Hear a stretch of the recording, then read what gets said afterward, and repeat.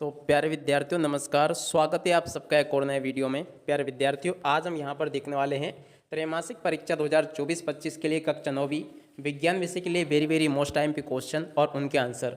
जी हाँ प्यारे विद्यार्थियों, आज मैं यहाँ पर आपको ऐसे ऐसे क्वेश्चन बताने वाला हूँ जो कि इस बार आपकी त्रैमासिक परीक्षाओं में जरूर पूछे जाएंगे। तो इसलिए आप सब लोग इस वीडियो को पूरा देख कर जाइएगा और साथ ही साथ में इस वीडियो को अपने सभी दोस्तों के साथ में शेयर करना ना भूलिएगा। तो चलेगा, जल्दी से हम आगे बढ़ते हैं, देखते हैं और समझते हैं कि आपकी त्रैमासिक परीक्षा के पेपर में कौन कौन से ऐसे क्वेश्चन हैं जो कि बिल्कुल आपके पेपर में परीक्षाओं में आपसे पूछे जाएंगे। जी हाँ प्यारे विद्यार्थियों, आप सब लोगों को पता है कि अब आपकी त्रैमासिक परीक्षाओं के लिए कोई ज़्यादा समय नहीं बचा है। तो ऐसे में आप सब लोग इन क्वेश्चन को अच्छी प्रकार से याद जरूर कर लें। जी हाँ प्यारे विद्यार्थियों, ए टू जेड सभी के सभी आज मैं यहाँ पर आपको 2 अंक वाले, 3 अंक वाले और 4 अंक वाले वेरी मोस्ट टाइम पे क्वेश्चन बताने वाला हूँ। और इस वीडियो को अपने सभी दोस्तों के साथ में आप सब लोग शेयर जरूर कर दीजिएगा। और साथ ही साथ में मैं यहाँ पर आपको इस पीडीएफ को डाउनलोड करने का तरीका भी बता दूंगा। तो चलो जल्दी से हम आगे बढ़ते हैं, देखते हैं और समझते हैं कि आपकी त्रैमासिक परीक्षा के पेपर में कौन कौन से क्वेश्चन ऐसे हैं जो कि बिल्कुल आपके पेपर में आपसे पूछे जाएंगे। तो चलेगा, जल्दी से हम आगे बढ़ते हैं। तो देखिएगा, सबसे पहले हम 2 अंक वाले क्वेश्चन समझते हैं। तो देखिएगा, 2 अंक वाले क्वेश्चन में पहला क्वेश्चन ये रहा जो कि बिल्कुल वेरी मोस्ट टाइम पे है और आपके पेपर में परीक्षाओं में आपसे जरूर पूछा जाएगा। देख सकते हो क्या लिखा है, भौतिक परिवर्तन किसे कहते हैं, एक उदाहरण दीजिए। तो देखिएगा प्यारे विद्यार्थियों, ये वेरी मोस्ट टाइम पे क्वेश्चन है। यहाँ से आप लोग इसको अच्छे से जरूर देख लें और अच्छे प्रकार से याद जरूर कर लें। बिल्कुल आप लोगों को पता है कि मैं जो क्वेश्चन आंसर आपको देता हूँ उसकी एक तो लैंग्वेज बिल्कुल ही सरल होती है, एक ही बार में आपको पढ़ने में याद हो जाता है क्वेश्चन। तो इसलिए आप सब लोग यहाँ से इन क्वेश्चन को अच्छी प्रकार से याद जरूर कर लीजिएगा। उसके बाद में देखो अगला क्वेश्चन ये लिखा है, रासायनिक परिवर्तन किसे कहते हैं, एक उदाहरण दीजिए। तो देखिएगा, रासायनिक परिवर्तन किसे कहा जाता है, ये लिखा है, वे परिवर्तन जिसमें एक या एक से अधिक नए पदार्थ बनते हैं रासायनिक परिवर्तन कहलाते हैं, जैसे माचिस का जलना। ये आप सब लोग यहाँ से इसको लिख लीजिएगा। उसके बाद में अगला क्वेश्चन ये आता है, आप सब लोग देख लीजिएगा, पदार्थ से आप क्या समझते हैं। तो देखिएगा प्यारे विद्यार्थियों, पदार्थ से आप क्या समझते हो, ये लिखा है, अगर किसी पदार्थ में मौजूद सभी कण समान रासायनिक प्रकृति के होते हैं तो उस पदार्थ को शुद्ध पदार्थ कहते हैं या उसे हम पदार्थ कहते हैं। ठीक है ना, इस प्रकार से आप लोग इसको लिख लेना। अब इसके बाद में अगला क्वेश्चन पढ़ते हैं, गलनांक से आप क्या समझते हैं। ये भी वेरी मोस्ट टाइम पे क्वेश्चन है और इस बार आपकी परीक्षाओं के पेपर में जरूर पूछा जाएगा। तो यहाँ से आप सब लोग इस क्वेश्चन के आंसर को अच्छी प्रकार से याद जरूर कर लीजिएगा ताकि आप सब लोग अपनी परीक्षाओं के पेपर में इसको अच्छी प्रकार से लिख कर आ सकें। तो चलेगा, जल्दी से हम आगे बढ़ते हैं और अगले क्वेश्चन की तरफ देखते हैं। तो देखो अगला क्वेश्चन ये रहा, वेग एवं चाल में 2 अंतर लिखिए। तो चलेगा, जल्दी से हम आगे बढ़ते हैं, देखते हैं और समझते हैं कि वेग और चाल में 2 अंतर क्या क्या है। जी हाँ प्यारे विद्यार्थियों, सभी के सभी क्वेश्चन और उनके आंसर मेरे द्वारा यहाँ से आपको बताए जा रहे हैं। तो आप सब लोग इनको अच्छी प्रकार से याद जरूर कर लें। तो देखिएगा, यहाँ पर आपको दिया गया है चाल और वेग में अंतर। तो यहाँ से आप लोग इसको याद कर लें।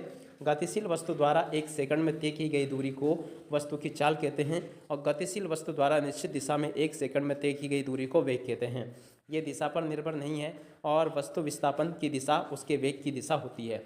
चाल द्वारा धनात्मक या शून्य हो सकती है, वेग धनात्मक, ऋणात्मक या शून्य हो सकता है। ये अदिश राशि है और ये सदिश राशि है। तो ऐसे आप सब लोग यहाँ से इनको याद कर लें। अब इसके बाद में देखो, अब आगे बात करें तो देखो ये आपको दूरी और विस्थापन में अंतर दिया गया है। तो देखो दूरी और विस्थापन में अंतर आपको कैसे कंप्लीट करना है, यहाँ से देख लीजिएगा। वस्तु द्वारा तय किए गए पथ की लंबाई को दूरी कहते हैं। एक निश्चित दिशा में गतिमान वस्तु की प्रारंभिक एवं अंतिम स्थिति के बीच की न्यूनतम दूरी को विस्थापन कहते हैं। उसके अलावा देखिएगा, वस्तु द्वारा तय किए गए पथ की लंबाई पर निर्भर करती है, ये वस्तु द्वारा तय किए गए पथ पर निर्भर नहीं है।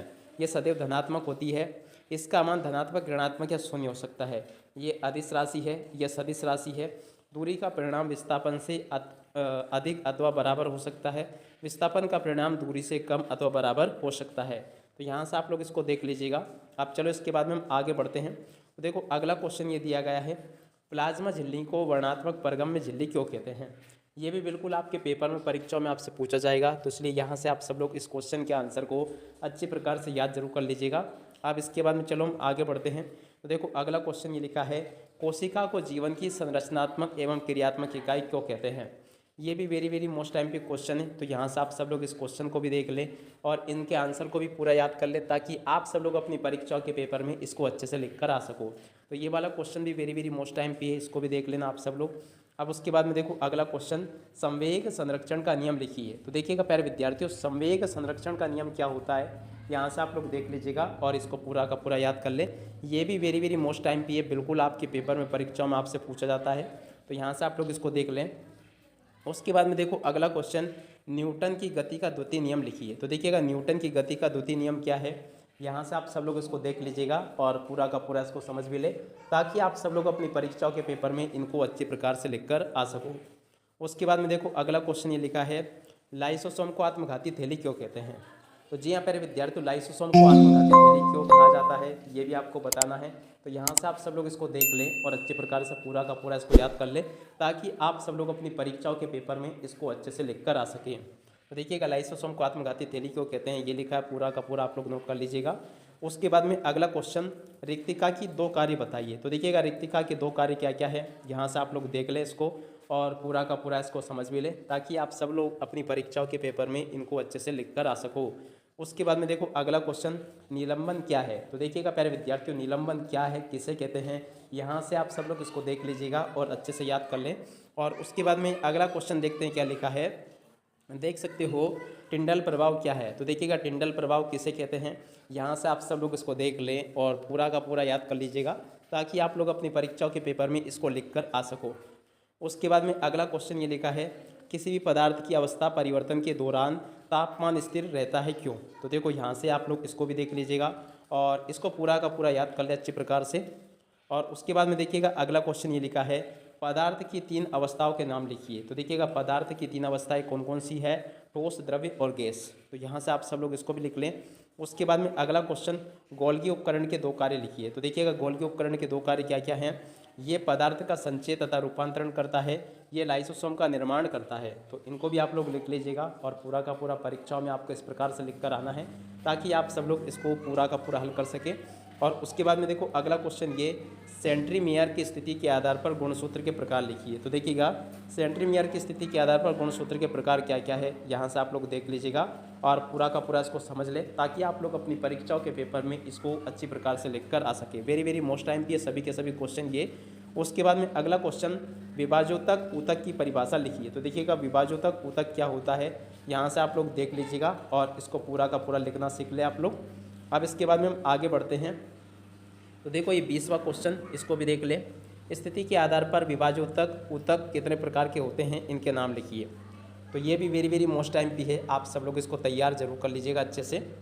अब इसके बाद में हम आगे बढ़ते हैं। तो देखिएगा यहाँ पर अगला क्वेश्चन आपसे पूछा गया है, प्रोकैरियोटिक एवं यूकैरियोटिक कोशिकाओं में अंतर लिखिए। तो देखिएगा प्रोकैरियोटिक और यूकैरियोटिक कोशिकाओं में क्या क्या अंतर है, यहाँ से आप लोग देख ले और पूरा का पूरा इसको याद कर लीजिएगा।